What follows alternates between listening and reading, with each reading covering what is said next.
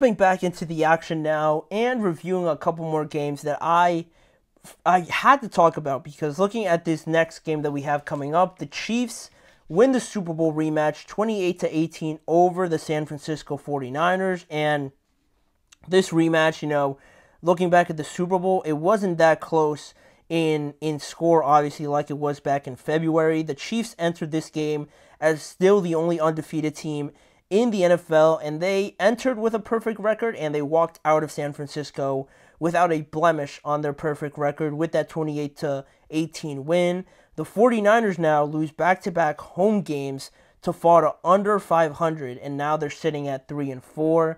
And just looking at this 49ers team, because this segment is going to be mostly about them, just the up and down season that they've had so far. We start off with a win against the Jets, then we lose back-to-back games against the Rams, and the other team is escaping my mind, but you lose back-to-back games after that victory with the Jets. I have it here. They lose to the Vikings, and then they lose to the Rams. Then you beat the Patriots. Obviously, you were going to win that game. Then you lose to the Cardinals. You beat the Seahawks, and then you lose once again to the Kansas City Chiefs just this past Sunday. And now, not only that, and how inconsistent the level of play has been, but not only that, you have injuries to deal with because Debo was, I think, diagnosed with some sort of pneumonia. He was hospitalized, I think, after the game as well, so he didn't finish the game, and basically, didn't play at all because of that illness. And also during the game, Ayuk suffered an ACL injury that is going to require surgery, so he's out the remainder of the year. And now you look at this wide receiver room and how really poor it looks right now, just in terms of who they have available. Plus, you add on that Christian McCaffrey, you don't really know when he's going to play. So the outlook on this 49ers team is looking pretty dire. And that's why I felt like, regardless of all these injuries, we didn't predict that Ayuk was going to get hurt or that Debo was barely going to play. But still, the Chiefs had so many injuries themselves, with Pacheco and Rashee Rice and Hollywood Brown and those guys not being able to play. And we look at the numbers, just the stats itself. Patrick, I believe, has thrown more interceptions than he's thrown touchdown passes this year.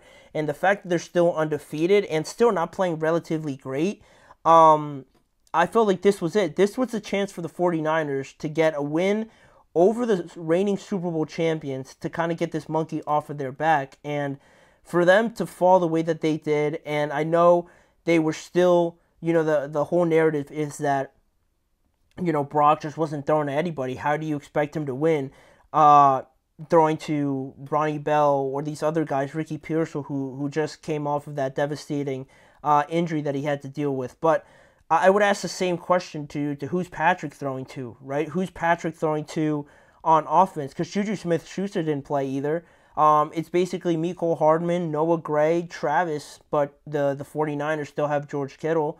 And they just run the ball better than the 49ers do at this point. So if these two teams, if we're supposed to consider them equals, like they're two of the best teams in the NFL, and we can't hold them to the same standard when both of them are dealing with bad injuries and probably the same amount of bad injuries, then they're not equally the same team. They're not equally as good as we'd want to believe. Then the 49ers just aren't as good as the Chiefs are, and a lot of people don't want to admit it. I'm not going to say their Super Bowl window's closed or anything like that, but maybe just this year, based on the circumstances and everything like that, maybe they're just not as good as the Chiefs are this year. Maybe they're not one of the better teams compared to I don't know. I mean, looking at the entire NFC, I would probably take all three NFC North teams over them. I know there's four, but I'm not taking the Bears over them. I would probably take the Lions over them. I'd take the Packers over them. I'd take the Vikings over them right now. You look at the NFC East, the Commanders, I don't think they're that far off from each other based on how both of them have looked so far this year. And then I think it's close between the Eagles and the Falcons. I really do. I was going to mention the Bucs, but they're dealing with a lot of injuries, so I wouldn't say they're in that group anymore. But really, the Eagles and the Falcons, they're not too far away from the 49ers, if at all. So it just feels like something is off with this team. I don't really know what that is. Could it be a different defensive coordinator? There was a lot made of the fact that Steve Wilkes was fired, and a lot of people weren't happy about that. So you bring in Nick Sorensen, I believe. I believe Nick is his first name. I know Sorensen is his last name. You bring him as a defensive coordinator, and it just hasn't looked quite the same. Or it could be just as simple as no Christian McCaffrey, but still you have a lot of good players. I know there's a good amount of them injured right now after the game, but still with Debo, still with George Kittle. Even Jordan Mason has looked pretty decent. I don't think it could just all be that we don't have Christian. Now we're looking like a 3-4 team, right? Because if that was the case, this team then I think we'd be diminishing the impact that all the other players have. So I don't think it can be just the fact that Christian's hurt. The injuries are obviously a big thing. We can't ignore that, but in this game, just around the context of everything, this team is still good enough I thought, to beat the Kansas City Chiefs, but maybe not. Then you look at the ongoing narrative, right? Maybe Brock Purdy's just not that good. And I'd like to give Brock some more credit. I don't buy into the whole idea that he's just on this sort of super team, because I feel like if that was so evidently clear, I feel like they wouldn't make it as far as they did, because he's had to make some pretty big throws. He's had to make some pretty big plays himself to kind of help the 49ers get to where they've been over the last couple years. So I don't really believe it's that. And then you look at maybe everybody else in the NFC has just gotten better. Maybe while the 49ers have just been running it back, albeit with a good team, maybe everybody else has just caught up. And now in this very odd, very unfortunate year for the 49ers where they're dealing with a lot of injuries, maybe everybody else is just a lot better, that they can compete with the 49ers and even beat the 49ers now that they have all their players injured as well. So it could be any of those things. It could be none of those things. But it's just really hard to pick out what it is about this team, because we look at the Chiefs, and another thing about the Chiefs in this game, it was like how they have all these players injured, right, passing game-wise. And, Patrick hasn't looked like himself at all this year. Like I said, he's thrown more interceptions than he's thrown passing touchdowns. But they're still the only undefeated team, the quote-unquote best team in the NFL, right, because they're still undefeated. And they've been able to mold themselves around this idea that, all right, we have all these guys injured. Let's just become a running team now. Let's go and get Kareem Hunt off of the couch, bring him in, and look like he's been playing in the NFL. It looks like he's been our lead back for the last 2 times we've been to the Super Bowl, right? It's very uncanny what they're able to just plug and play, and how creative they are in being successful with everything that they do. They hardly ever beat themselves. And, Patrick does make mistakes. He's made a couple mistakes with these turnovers, right? But even still, when the moment comes, when they have to make those big plays, or when their defense has to step up, it always feels like they make the right play. And Patrick, the plays that he made in this game were insane, and you can live with some of those. The run that he had on the left side where it looked like he was going out of bounds, and somehow he stayed in bounds, had the balance to kind of pivot and just turn up field and go for another 15. That's as just unrealistic, as unpredictable as it gets from Patrick. So you can kind of live with that. But you have him trucking people getting into the end zone.